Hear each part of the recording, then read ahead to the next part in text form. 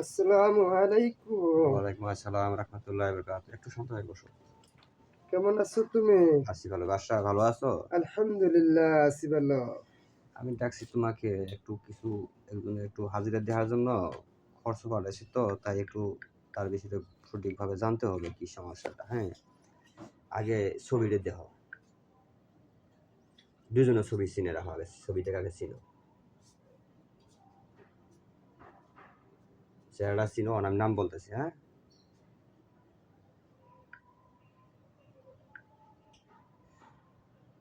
নাম হইল, মেয়েটার নাম হইল আসফা আক্তার। পিতা রুহুল আমিন, মাতা হলো পেয়ারা বেগম। অর্থাৎ পেয়ারা বেগমের বিটি আসমা আক্তার মেয়েটার নাম। আগে মেয়েটার বিষয়ে দেহ, যে মেয়েটা এখন তার স্বামী ছিল তৌহিদুল ইসলাম। স্বামী তৌহিদুল ইসলাম, পিতা হলো সালেহ আহমেদ মৃত।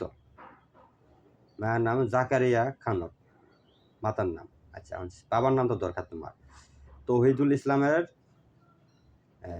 কি সালেহ আহমদের বেটা তৌহিদুল ইসলাম, মানে এই আসমা আক্তারের স্বামী স্ত্রী তারা, যে ছবিটা দেখালাম। বিষয়টা হলো, এখন এই মেয়েটা, এই আসমা আক্তার, পেয়ারার বিটি আসমা আক্তার, সে এখন কোথায় আছে? স্বামী স্ত্রী এক জায়গায় আছে নাকি আলাদা আছে? এক বিষয়, পারিবারিক বিষয় জানতে হবে এটা। আর মেয়েটা যদি অন্য কোথাও থাকে, তাহলে সে ওখানে কি কারোর সাথে সম্পর্ক করে নাকি বিয়ে শাদী হয়েছে, এই বিষয়ে একটু জানা। তারপর আর একটা প্রশ্ন আছে, এটা আগে জানতে হবে। ওস্তাদ, হ্যাঁ বলো।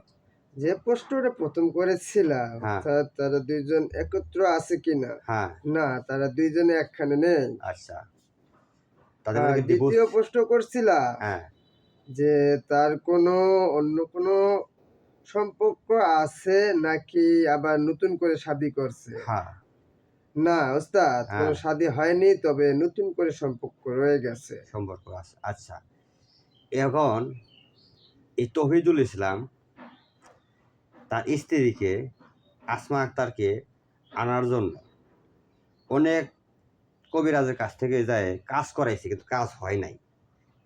কেন কাজটা হয়েছে না একটু জানার বিষয়। তার কি কোনো শরীর বন্ধ আছে, নাকি রাশির সমস্যা, নাকি সঠিকভাবে কাজই করতে পারে নাই?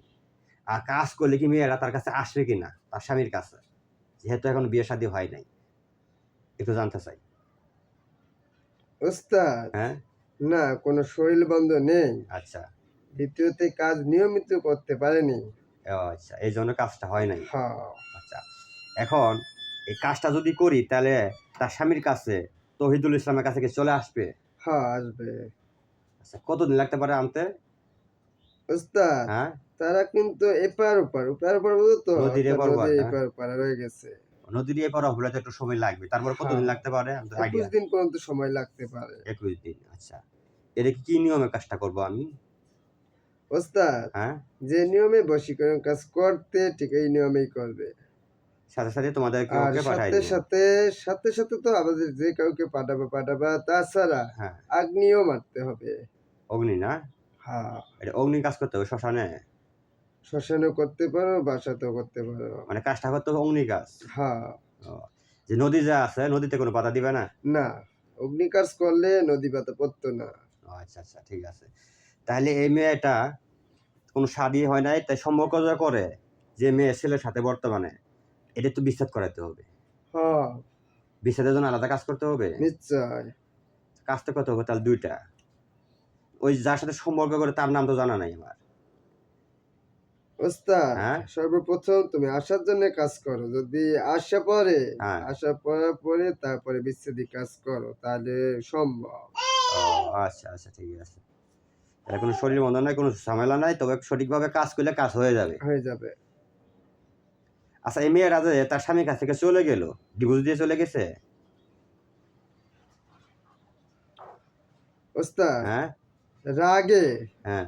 3 কথা বলে গিয়েছিল। আচ্ছা, এটা কি কারণে, কি রাগে গেছিল, কি কারণটা কি? ওস্তাদ, হ্যাঁ, কি নিয়ে সমস্যাটা হয়েছিল? পরকীয়ার মধ্যে যুক্ত থাকলে এই ধরনের গ্যাঞ্জাম লাগাই থাকে, বুঝতে পারছি তো পরকীয়া কি আপনার? ছেলের পক্ষ থেকে ছিল না মেয়ের পক্ষ থেকে? মেয়ের পক্ষ থেকে। ও, মেয়ের পক্ষ থেকে পরকীয়ার কারণে তার স্বামীর প্রতি দুর্ব্যবহার করছে, হ্যাঁ, চলে গেছে। এবং ৩ কথা কয়েও গেছে। আচ্ছা, ওখানে যদি এটা তার কাছে নিয়ে এসে দেই আমি, যদি সে কাজ করায়, যদি কাজ করি আমি, তাহলে কি পরবর্তীতে তার কোনো সমস্যা হবে? তার কিছু করে দিতে হবে আমার? হ্যাঁ, আসার পরে তো নিশ্চিত বিচ্ছেদ ঘটে, তারপরে তো খাওয়ানোর ওষুধ দিতেই হবে। বাধ্য করে খাওয়ানো ওষুধ দিলে তো ভবিষ্যতে আর সমস্যা হবে না। না। ও, আচ্ছা, ঠিক আছে। এই পর্যন্ত জানলাম। তো এই সত্যটা জানার জন্যই আমি বাসায় হুজুর তোমাকে আমি ডাকছিলাম। তো ভালো থাকো, হ্যাঁ?